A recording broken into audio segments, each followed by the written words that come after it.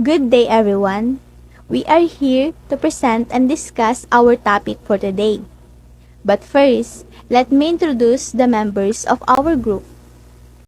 I am Michaela Jane P. Busel, and the other two members of our group are Mr. Dave Ellison Aspiras and Mr. Den Ashley Hunyo. But before we proceed to our discussion, we prepare a pretest to know if you have prior knowledge to our topic for today. So here's the direction.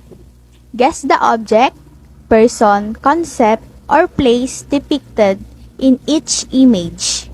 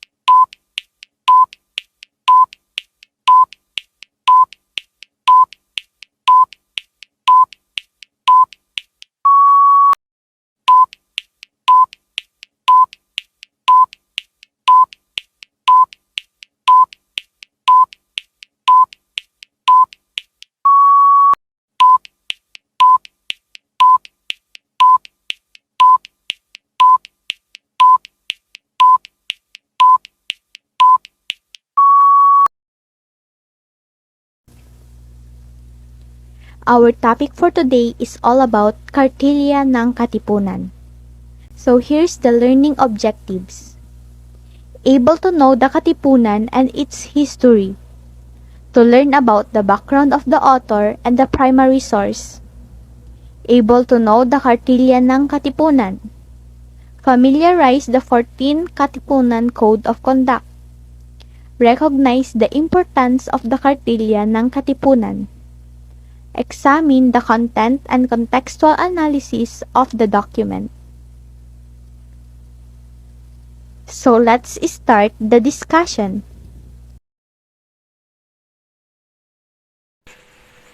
Ayon kay Emilio Jacinto, ang buhay na hindi ginugol sa isang malaki at banal na kadahilanan ay kahoy na walang hiling, kundi damong makamandag. Katipunan, katastaasang kagalang-galangang katipunan ng mga anak ng bayan, founded by anti-Spanish colonialism Filipinos in Manila in 1892. Secret organization. At first, only male are allowed to join. Later on, women were able to become part. Discovered in 1896 that resulted to Philippine Revolution. It was only Katipunan that envisioned a united Filipino nation that would revolt against the Spaniards. Ideas, works, and literature expanded by some of its prominent members. Its primary goal was to gain independence from Spain through a revolution. Aims of Katipunan. Number 1, civic. Civic was based on the principle of self-help and the defense of the weak and the poor. Number 2, political. Political was the separation of Philippines from Spain to secure the independence of the colony. Number 3, moral. Moral is focused on the teaching of good manners, hygiene, and good moral character. Founder of Katipunan. Deodato Arellano. Number 2, Andres Bonifacio. Number 3, Valentin Diaz. Number 4, Ladislao Diwa. Number 5, Jose Dizon. And number 6, Teodoro Plata. So now, let's proceed to our main topic, which is the Kartilya ng Katipunan. But before that, kilalanin muna natin kung sino nga ba ang nagsulat nito.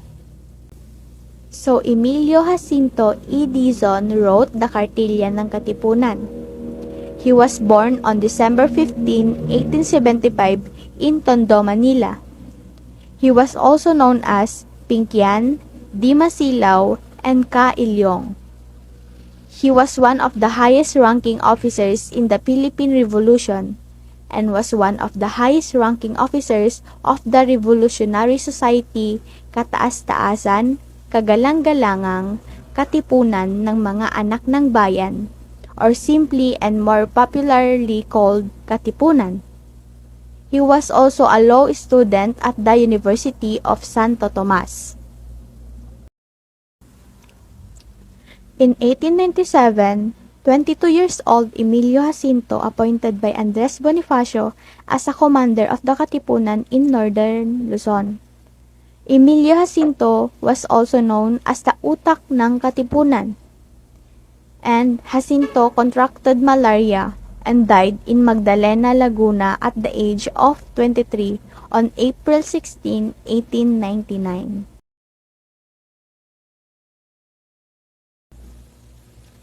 Kartilya ng Katipunan. The Kartilya ng Katipunan is all about the 14 life lessons or rules that serve as a guide for Katipuneros in living with moral and good values, as well as code of conduct that teaches how a true Filipino must act and be responsible for their works and deeds. So sinasabi dito na ang Kartilya ng Katipunan ay tungkol sa 14 na aral o tuntunin sa buhay na nagsisilbing gabay ng mga Katipunero sa pamumuhay ng may moral at mabuting pagpapahalaga. Gayun din daw ang Code of Conduct na nagtuturo kung paano dapat kumilos at maging responsable ang isang tunay na Pilipino sa kanilang mga salita at gawa. At itong Kartilya ng Katipunan ay isinulat ni Emilio Jacinto noong 1892. Sinasabi din dito na ang Kartilya ng Katipunan ay pangunahing nilikha para sa mga Katipunero.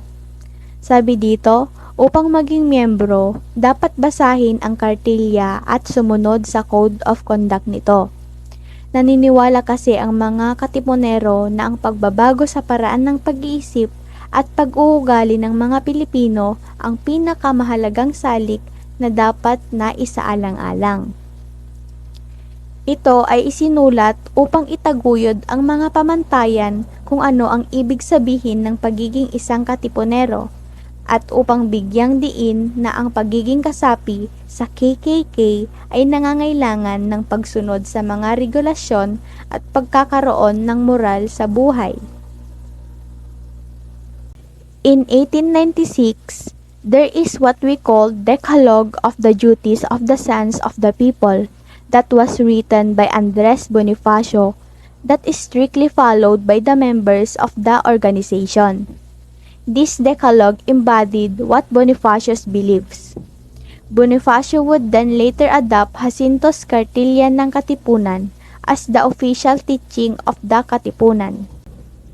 So itong decalogue ay isang commandment at isinulat ito ni Andres Bonifacio na ayon sa kanyang paniniwala.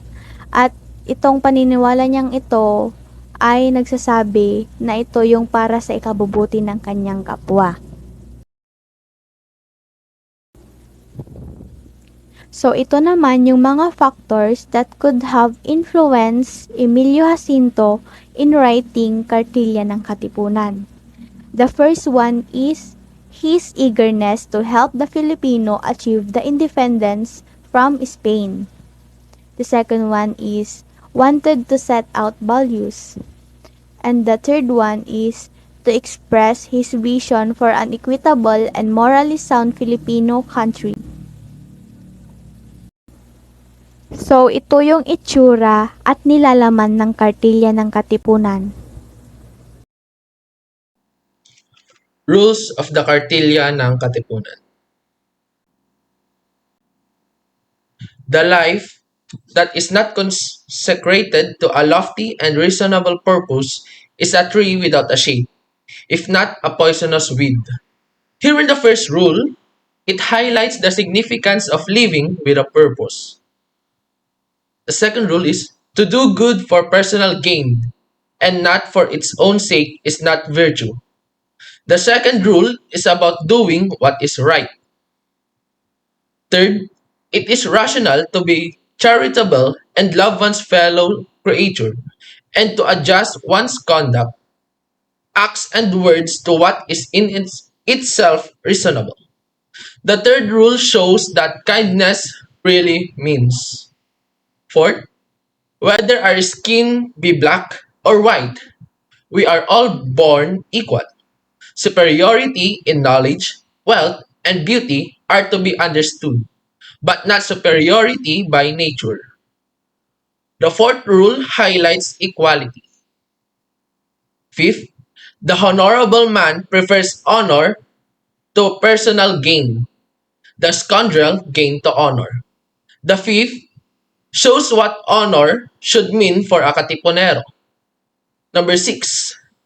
To be the honorable man, his word is sacred. The sixth rule is all about being a man of word. 7. Do not waste thy time. Wealth can be recovered, but not time lost. The seventh rule gives importance to time. Number 8. To oppress and fight the oppressor before the law in the field. The eighth lesson simply tells everyone to fight for what is right and fight with the person who is at the right side. Number 9. The prudent man is sparing in words and faithful in keeping secrets. The ninth is about the significance of trust, that everyone must know how to keep confidential things in order to keep the trust that other people give. The tenth rule, on the thorny path of life, man is the guide of woman and the children. And if the guide leads to the precipice, those whom he guides will also go there. The tenth principle is all about being able to lead the family. Number 11. Thou must not look upon woman as a mere plaything, but as a faithful companion who will share with thee the penalties of life. Her physical weakness will increase thy interest in her, and she will remind thee of the mother who bore thee and reared thee. The 11th highlights everything a man must look at a woman's identity. Number 12. What thou dost not desire done unto thy wife, children, brothers, and sisters, that do not unto the wife, children, brothers, and sisters of thy neighbor. The 12 principles give importance to every action that one has to make. 13. Man is not worth more because he is a king, because his nose is aquiline, and his color white. Not because he is a priest, a servant of God, nor because of the high prerogative that he enjoys upon earth. But he is worth most who is a man of proven and real value, who does good, keep his words, is worthy and honest, he who does not oppress nor consent to being oppressed, he who loves and cherishes his fatherland, though he be born in a wilderness and know no tongue but his own. The 13th rule is about one's knowledge on how he have a right character in dealing with life. And the last one, when these rules of conduct shall be known to all, the longed for Son of Liberty shall rise brilliant over his most unhappy portion of the globe, and its rays shall diffuse everlasting joy among the confederated brethren of the same race. The lives of those who have gone before, the fatigues and the well-paid sufferings will remain.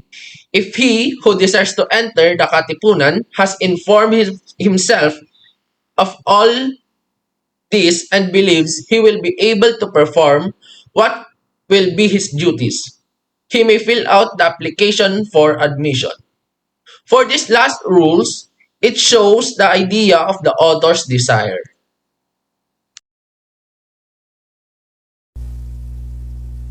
Significance of the Kartilya ng Katipunan.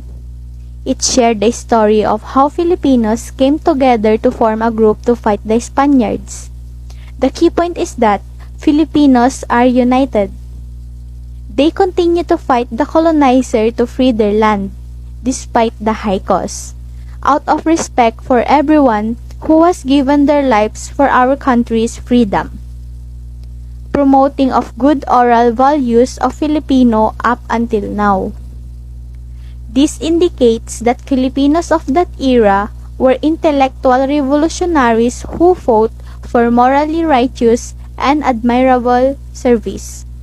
Without them, we wouldn't be able to inherit the bravery and courage of real Filipinos. So here's the content and contextual analysis of the document.